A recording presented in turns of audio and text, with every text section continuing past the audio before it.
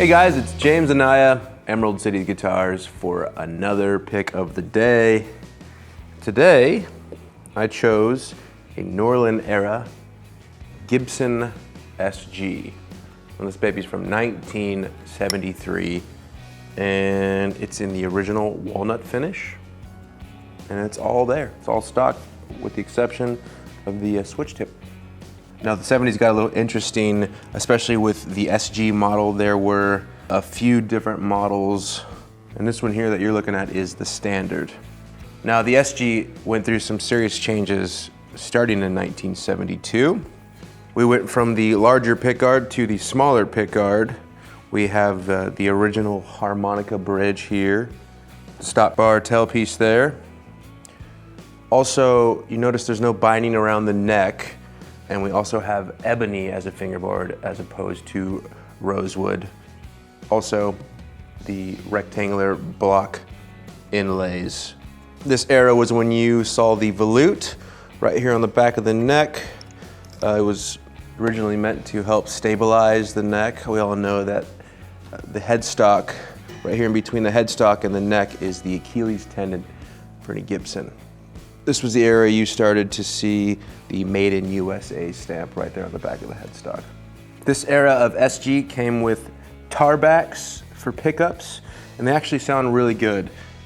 Now in my experience, from this era of Gibson, things were a little bit more hit or miss as far as quality. This one is in good standing with me. It plays great, the neck is nice and fat. We got 1 9/16 at the nut, so it's a little bit more narrow. If you got bigger hands, it might be a little uncomfortable to maneuver around the fretboard, but if you have medium to smaller hands, it's perfect for you.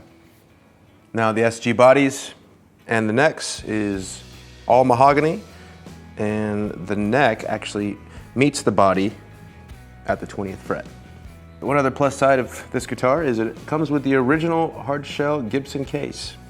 Okay, in just a minute, I'm going to plug this 1973 SG Standard into this lightly used Fender Blues Deluxe reissue. Now these amps are pretty great, especially if you're looking for an amp and you're on a budget.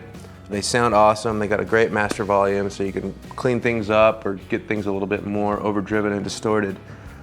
This amp is equipped with one 12-inch speaker, and it's rated at 40 watts. All right, so without further ado, I'm gonna go ahead and plug this guitar into this amp. I'll show you what she sounds like.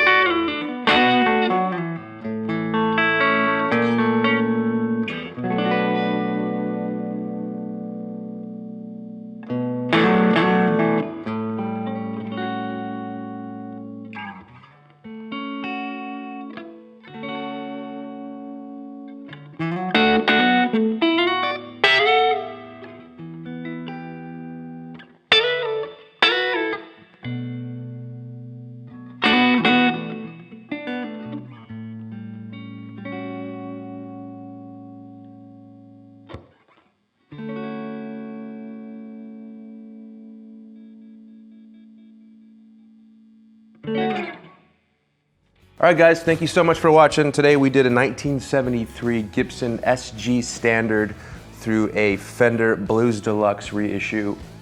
We hope you enjoyed. We'll see you next time.